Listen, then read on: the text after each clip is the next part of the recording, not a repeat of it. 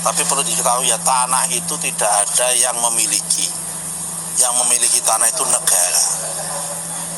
Orang itu hanya menguasai. Negara kemudian memberikan hak kepemilikan kepada. Jadi nggak ada istilah tanah kalau belum ada SHM-nya itu dia memiliki, nggak ada. Oh, ini tanahnya mbah saya, leluhur saya. Saya mau tanya, emang mbahmu dulu bisa membuat tanah? Nggak bisa membuat tanah. Pagi-pagi hari-hari gini kerja susah ya toh. Maksudnya bukan kerjanya, cari duit susah ya. Maklum nggak bisa korupsi nih, masih masih wira swasta, tidak memakan pajak, jadi nggak ada yang dikorupsi. Cuma korupsinya jatahnya bini ini. Wah, lihat videonya Mas Nusron yang keren ini. Oh, bikin seret, akhirnya perut yang lapar ini jadi kenyang sendiri. Terus enaknya setelah dikritik banyak orang, dia ngenteng bilangnya ini cuma bercanda. Tak lihat itu bercandanya di mana. Nah, nggak ada lucunya. Terus raut wajahmu itu Pak Nusron, ketika ngomong gitu itu serius banget, nggak ada yang lucu. Terus endingnya kan namanya melucu ya, harus tertawa gitu loh. Nah, oke Mas Nusron, itu sudah berlalu. Tapi pernyataan ini sudah terlanjur keluar. Dan nih di hati rasanya gitu loh. Faham ini bisa dibenarkan dengan beberapa catatan. Pertama adalah catatan Israelinisme, istilahku dewe. Jadi pokoknya tanah itu berdasarkan, Mas Nusron ini entah dari mana itu keluarnya, mungkin punya buku warisan dari leluhurnya bahwa tanah saya ini, keluarga saya ini bukan tanah saya.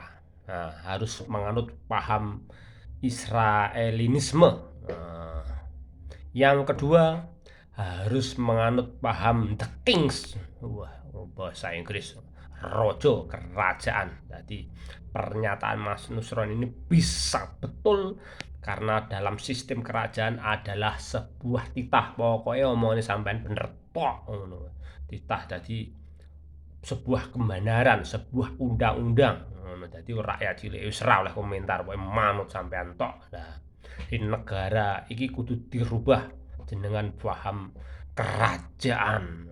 Ngono, wae pemimpinnya rakuti rapanyak rapangsa. Ngono lho Mas Nusron. Terus yang ketiga, tanah ini itu bisa menjadi miliknya negara, itu harus menganut paham imperialisme, menjajah.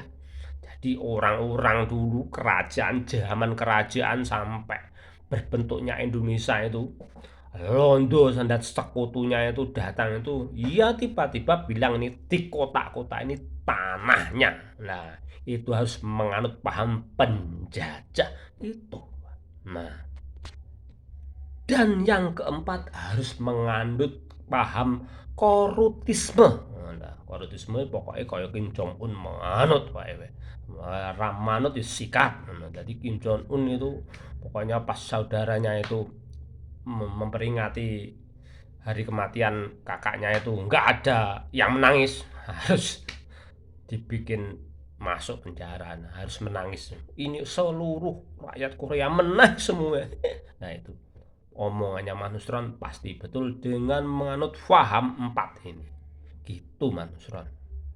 Ngemeng-ngemeng Manusron, tak bilang ngemeng-ngemeng. Ngemeng-ngemeng.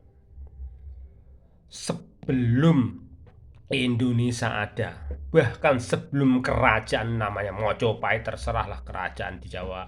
Jawa itu kan banyak juga. Sebelum kerajaan itu ada, bahkan Indonesia atau ada sebelum merdeka ya.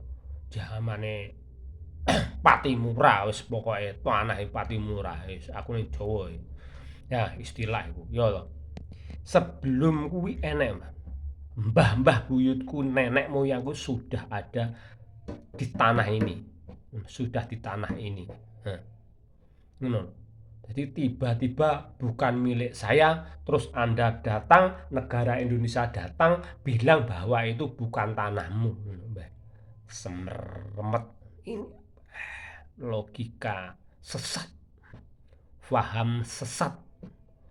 Tapi faham sesat itu akan menjadi benar ketika dibackingi dengan rudal, Mas Nusron, rudal. Dan undang-undang tadi sing mbantah di rudal. Oke, Mas Nusron. Oh, gitu wae, wes. Boh.